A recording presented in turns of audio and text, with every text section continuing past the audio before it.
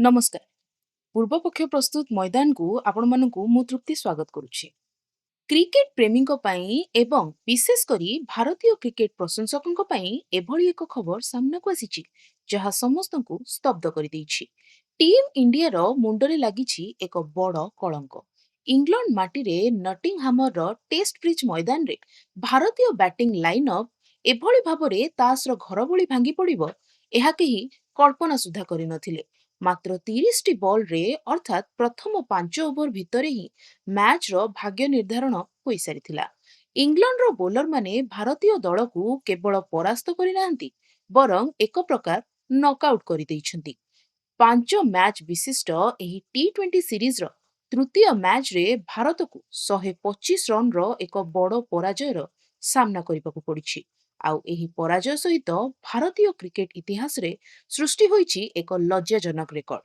Run ବ୍ୟବଧାନ ଦୃଷ୍ଟିରୁ ଟି20 ଆନ୍ତର୍ଜାତୀୟ କ୍ରିକେଟରେ ଏହା ହେଉଛି ଭାରତର ସବୁଠୁ ବଡ଼ ପରାଜୟ।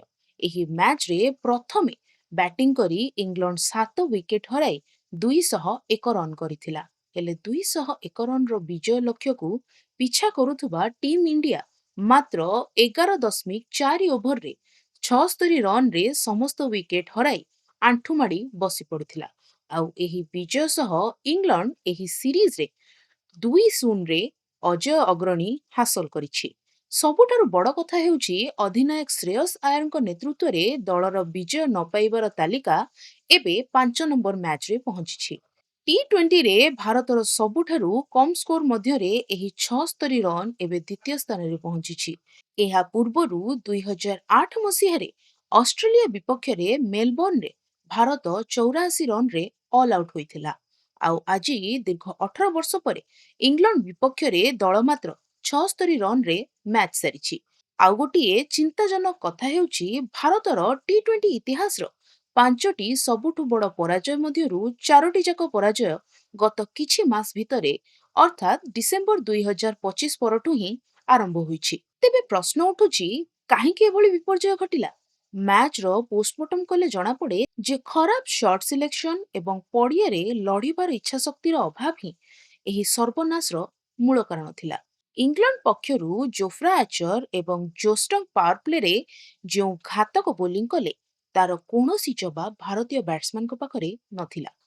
ଆଚର 3 ଓଭରରେ 29 ରନ୍ ଦେଇ 3ଟି ୱିକେଟ୍ ନେଇଥିବା ବେଳେ ଜୋଷ୍ଟଙ୍ଗ 4 ଓଭରରେ ମାତ୍ର 28 ରନ୍ ଦେଇ 4ଟି ସଫଳତା ହାସଲ କରିଥିଲେ। ଅଭିଷେକ ଶର୍ମାଙ୍କ ଠାରୁ ଆରମ୍ଭ କରି ଶିବମ ଦୁବେଙ୍କ ପର୍ଯ୍ୟନ୍ତ କେହି ମଧ୍ୟ ପିଚ୍ରେ ରହିବାକୁ ଚେଷ୍ଟା କରିନଥିଲେ। ପ୍ରଥମେ ଓପନର ଅଭିଷେକ ଶର୍ମା ଡିପ୍ ଏକ୍ସଟ୍ରାକ୍ଟ କଭରରେ କ୍ୟାଚ୍ ଦେଇ ଆଉଟ୍ ହୋଇଥିଲେ। ତାପରେ ଆସିଥିଲେ 15 ବର୍ଷର ଯୁବ ଖେଳାଳି ବୈଭବ ସୂର୍ଯ୍ୟବଂଶୀ। ସୂର୍ଯ୍ୟବଂଶୀ ଆଚର ଏବଂ ଟ୍ୟାଙ୍କରଙ୍କ ବଲ୍ରେ 2ଟି ଛକା ମାରିଥିଲେ ସତ, ହେଲେ ତାଙ୍କର ଏହି ଦମ୍ଭ ମାତ୍ର 5ଟି ବଲ୍ ପର୍ଯ୍ୟନ୍ତ ସୀମିତ ରହିଥିଲା। ଜୋଫ୍ରା ଆଚରଙ୍କ ଏକ ଦ୍ରୁତ ବାଉନ୍ସରକୁ ସେ ହୁକ୍ କରିବାକୁ ଚେଷ୍ଟା କରିଥିଲେ ଏବଂ ବଲ୍ ସିଧା ୱିକେଟ୍ କିପର ଜୋସ୍ ବଟଲରଙ୍କ ହାତକୁ ଚାଲିଗଲା। ସେ ମାତ୍ର 13 ରନ୍ କରି ଆଉଟ୍ ହୋଇଥିଲେ। ଇଶାନ କିଶାନ ମଧ୍ୟ ଗୋଟିଏ ଛକା ମାରି ବହୁତ ଶୀଘ୍ର ପ୍ୟାଭିଲିୟନ ଫେରିଗଲେ।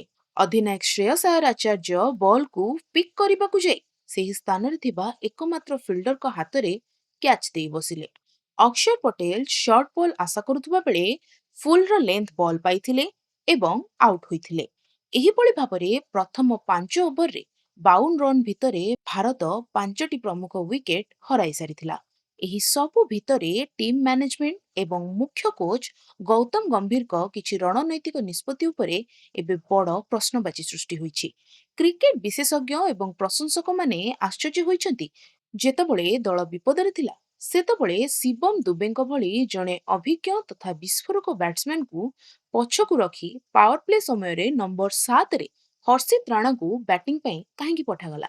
ହର୍ଷିତ ରାଣା ଜଣେ ବୋଲର ଏବଂ ସେ କେବେ କେମିତି ବଡ଼ ସଟ୍ ହିଁ ମାରିପାରନ୍ତି, କିନ୍ତୁ ତାଙ୍କୁ ଦୁବେଙ୍କ ଆଗରୁ ପଠାଇବାର କାରଣ କ'ଣ ଥିଲା?